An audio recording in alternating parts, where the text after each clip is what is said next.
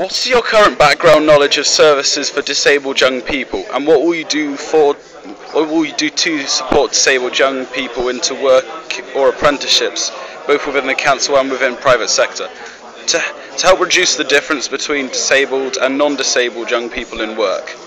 Okay, well, my background is I come from a family who were involved in care themselves and delivering care, and also have several members of my family who have disabilities themselves, both mental and physical.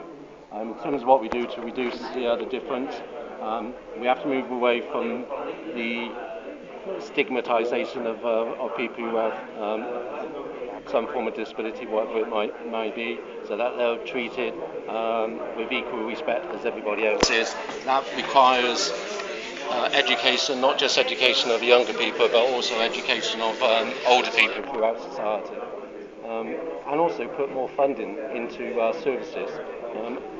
And finally also just to make sure that we remove the barriers in society that stop all people with disabilities from being able to contribute as fully as possible to their communities. My history is that I had polio when I'd learnt to walk, and so I couldn't walk again without a caliper, a support to my leg, until I was 4. And I never minded that, because when you're young you just put up with with what you get. It made me extremely determined, but it also gave me a real insight to what it's like. I'm lame still, but I limp very fast, and my bicycle in a way is my carriage because it evens me up. I have a passion for dealing with people, for helping people who are unable to access the essential facilities.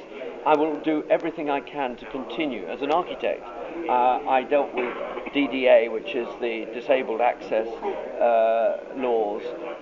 So I will make quite sure that we do everything we can. One of the great things we've done recently is to produce something called Disabled Go, which is listing 1,000 venues in Bristol on a website. Go to Disabled Go, and then you can check what the facilities are before you go there.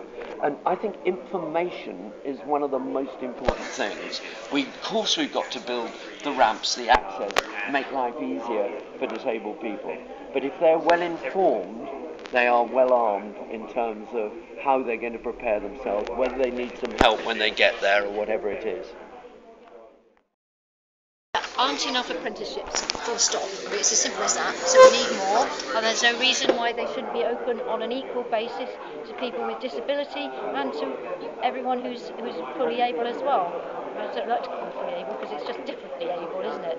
Yeah, and there is money available, which I would want to get. There's pots of money we could use to get more apprenticeships in Bristol companies for Bristol kids, and that's something I definitely want to do. First and foremost, obviously, a lot of that is not within the local council remit.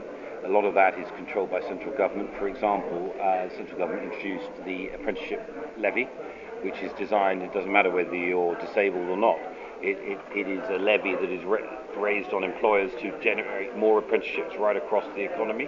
So that's the first thing. We have no involvement in that as a council, and the mayor won't either. So that's the first part of it. I think, first of all, I'm entirely pro all elements of apprenticeships, and I think I don't care what your gender is, what your race is, what your religion is, whether you're male. It just doesn't matter whether you're able-bodied or disabled, whatever it is. Everybody should be entitled to exactly the same level of education. Everybody should be the same amount of support and help to get a job, and that applies right across all levels of employment and everything, right across the city. We have a question.